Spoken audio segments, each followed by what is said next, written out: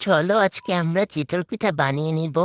তো এখানে আমি চাউলের গুঁড়া আর লবণ দিয়ে এটা মাখিয়ে নেওয়ার পর এই তো খোলার মধ্যে এটা দিয়ে দিয়েছি।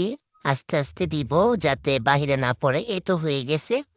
প্রথম প্রথম ভাজুয়ে একটু পড়বে, তোমরা কিছু মনে করো না।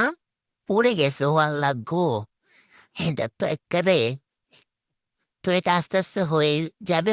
এই দেখো অনেকগুলো বানিয়ে নিয়েছি আমি। এবার বানিয়ে নেবে তোমরা। তারপর বানিয়ে নেওয়ার পর এখানে তারপর তোমরা গুড়টা লিকুইড করে গুড়টা বসাইবা। বসানোর পরে গুড়ের মধ্যে লিকুইড দুধ দিয়ে দিবা। দুধ দিয়ে এটা ভালো মতো লাড়াই করবো। এখানে এলাচ, লবঙ্গ, দারচিনি সব কিছু দিবা। তেজপাতা দিবা। দেওয়ার পরে এটা ভালো মতো ঘন ঘন করে পিঠাগুলো এখানে দিয়ে দিবা।